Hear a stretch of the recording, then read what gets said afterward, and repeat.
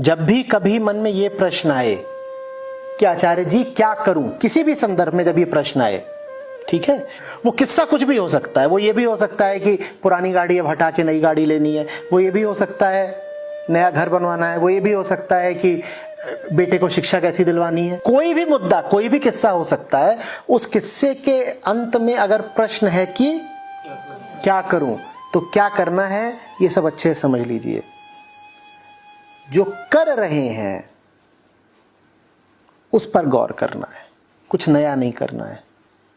अच्छा ऐसे समझिए, एक व्यक्ति है जिसकी आंखों पर पट्टी बंधी हुई है, वो कैसे चल रहा है? ठोकरे खाता हुआ, किसी भी दिशा में आड़ा तिरछा टेढ़ा चल रहा है ना। अब वो पूछे कि आचार्य जी क्या करूं, और मैं उसे कुछ सुझा दूं, अब ये करो, ऐसा करो, अब तुम बाएं जाओ। थोड़ी देर पहले तक वो किस दिशा जा रहा था? मान लीजिए दाएं जा रहा था। वो दाएं जब जा रहा था तो कैसे चल रहा था? अब मैं कह दूं बाएं जाओ, वो बाएं भी जाएगा तो कैसा चलेगा? पहले भी क्या खा रहे थे, अभी भी क्या खा रहे हो? नया कर्म पुराने कर्म से बहुत भिन्न नहीं हुआ, क्योंकि कौन नहीं बदला? कर्म करने वाला नहीं बदला ना, कर्ता नहीं बदला। तो जब भी कहो कि कोई समस्या है और प्रश्न आए अब क्या करें, तो क्या करना है? कुछ नया नहीं करना है, क्योंकि अभी हम नया कर ही नहीं सकते। वो लगेगा नया, होगा नहीं। हमें क्या करना है?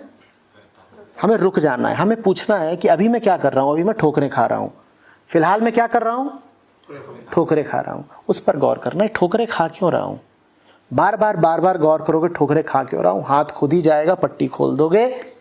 अब जो कर्म होगा वो वास्तव में नवीन होगा। अब कोई नया कर्म हो पाएगा, ठोकरें खाना बंद हो जाएगा।